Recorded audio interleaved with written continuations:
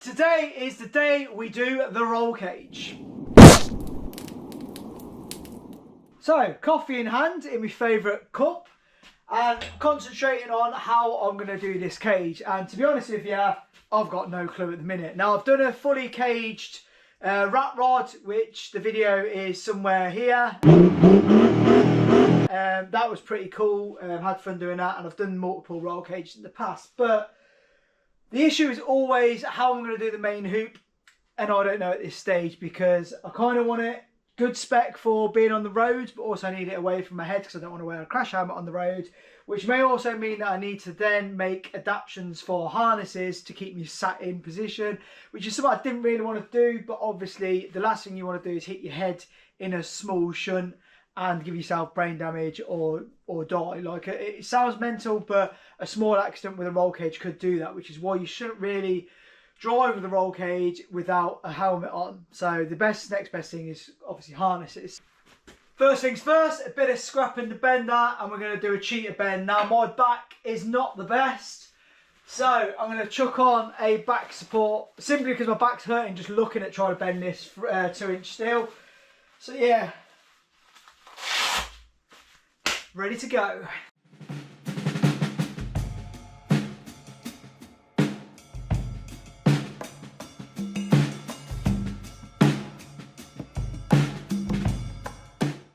And here we have a cheater bend. Now, the bonus with these 3D printed things, as I realised a minute ago, is I can start sticking them together and making a much longer template, which is really handy. Now, in an ideal world, I'd be able to bend this tube all the way out to here and kind of come down at an angle. However, to do a real hoop, you're only allowed to have 180 degrees in terms of kind of that's the maximum amount of bend you're allowed to put in.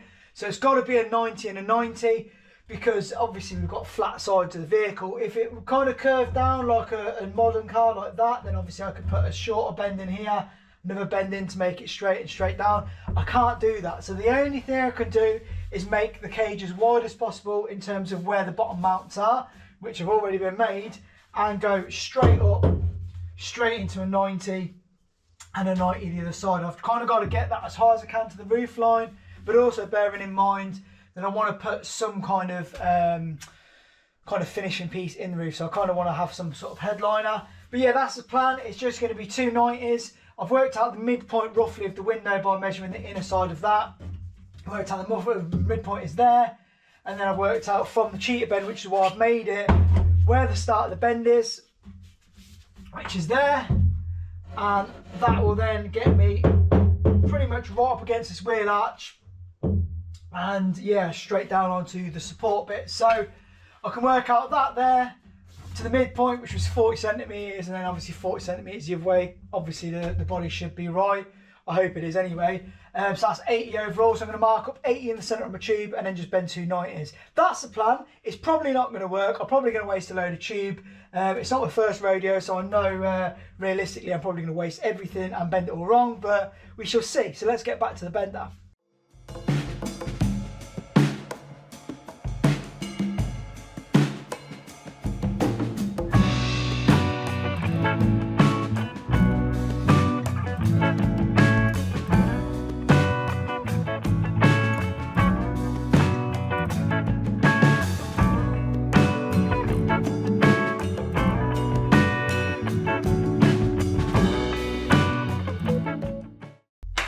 And just like that, we are in. And no, I did not have to rebend a rear hoop secretly off camera, honestly. No, genuinely, honestly, I didn't. I normally do, but I normally have more bends in it. And this is, let's be fair, only 2 90-degree bends in the whole kind of thing. So it's a lot easier to keep it level rather than doing kind of 4 bends and then one of them's got a twist in and you've got to start again. So I'm happy with that. Now, what I need to do is, because obviously I've gone to the most extreme kind of width out as I can, I need to modify these panels down here, which are obviously the plinths. They need to be spaced out and then I need to make new tops for them. So it kind of makes sense to do those now because I want to be able to tack this rigid in before I even start designing the rear and the top.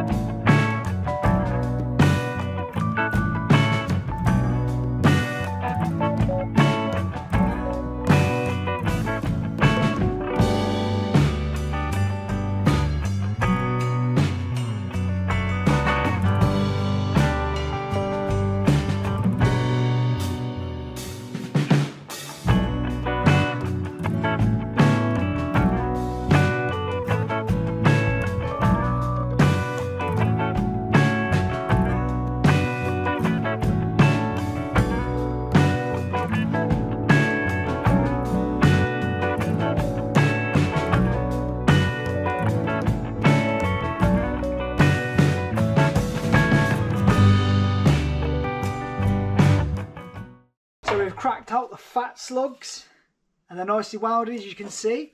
So ready for a bit of epoxy, and then that is these finished.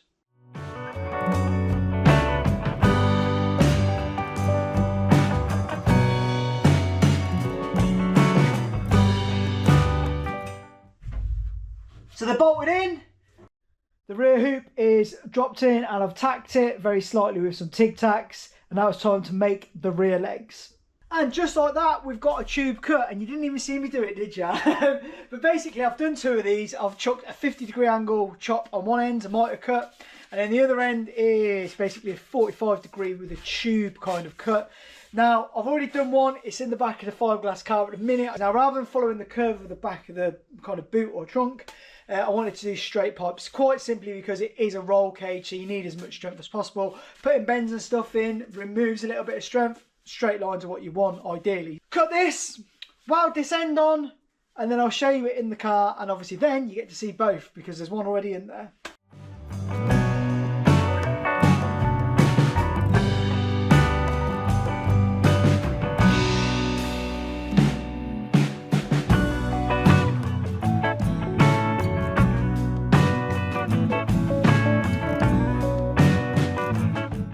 So, welded off camera, ready to get it in.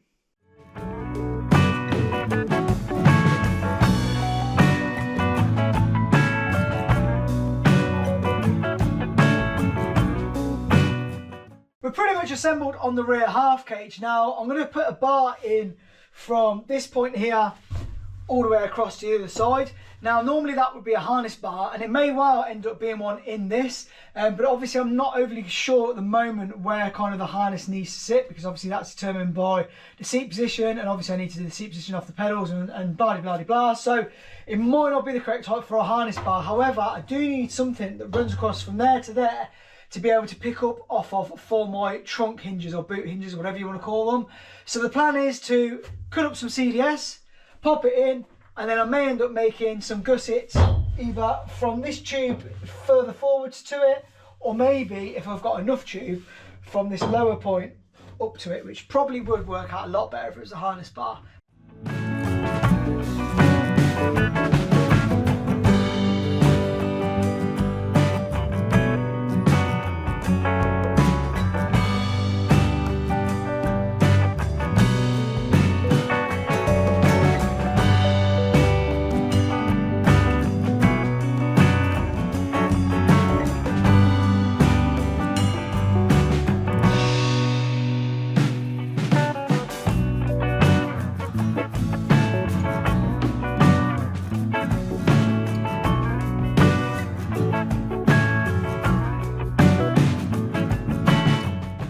So with the back done, it's time to now crack on with the front legs. And then hopefully we can finish off with a top bar, a dash bar and some door bars.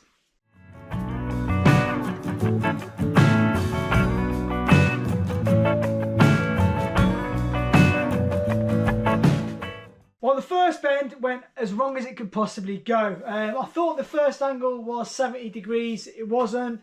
I then bent it to 80, 85, then to 90, then went back and realised it's 80, so that bit needed chopping.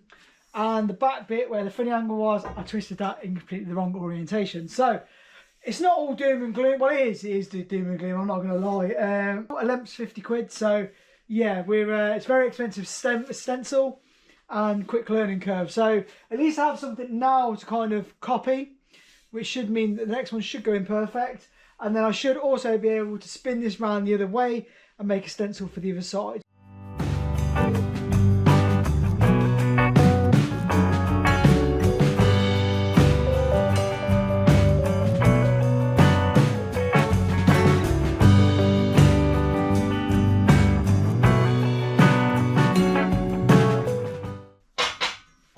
So it's bent, but the question is, does it fit? Let's have a look.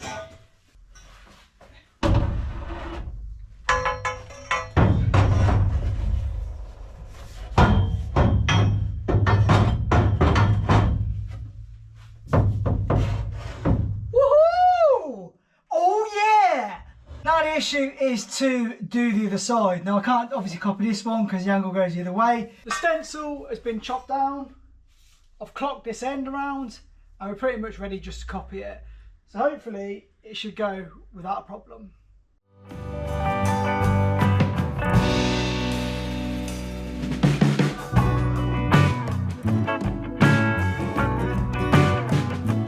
Well, we're in and I'm happy with how it is at the minute. Now obviously everything's sort of loose, but it's enough to obviously be able to allow me to make the top bar. So that's this one. Just got to obviously cut in the angle at the end of those, so basically do the notches on the tube. And then once this one's in place, I may have to tack this one in. We're going to look at the dash bar. Once the dash bar's done, it's then door bars. Once the door bars are done, it's then gussets. But I might do the gussets at a later date when I actually come to wire this in properly. I think it probably makes more sense that way. So let's go and chop this.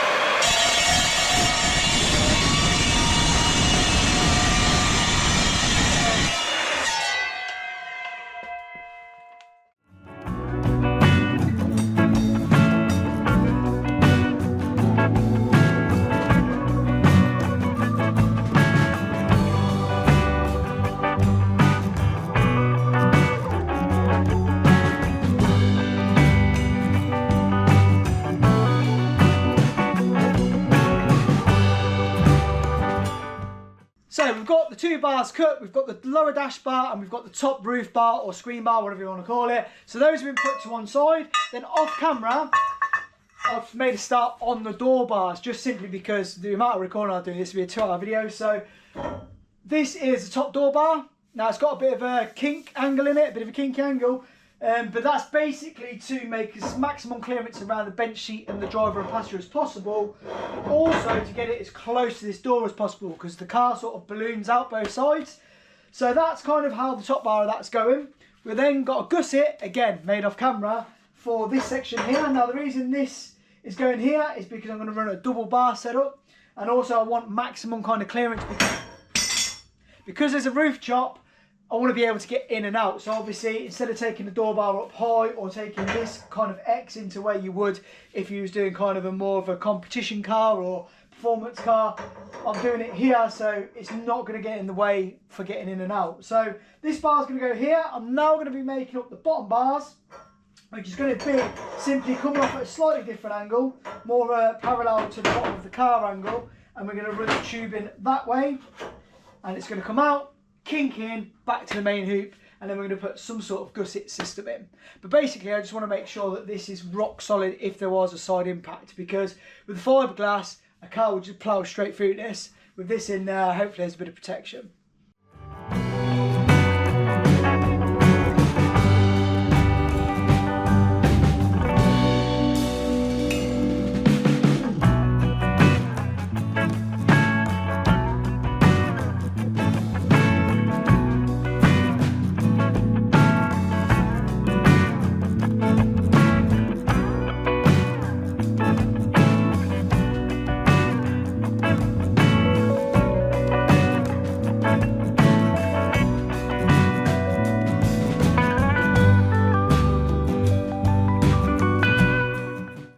Section is now cut and in. Now it may look high in the video, and the reason being is because I wanted it at the very furthest point out, because obviously to maximise the small cabin space. So before the door tapers off massively underneath, we've gone for that point there. And also additionally to that, I've done some gussets. So these are going to be, when I come to weld it, eventually going to be welded in like so. So that means if there's an impact on one bar, you've got the strength of both together, which is really going to protect the person or people that are in the inside. Now I'm going to stop the video here. I'm probably going to do a few more gussets on the cage that you're not going to see. And yeah, hopefully the next video we'll crack on with something else, which hopefully isn't tubes and bending. Peace out.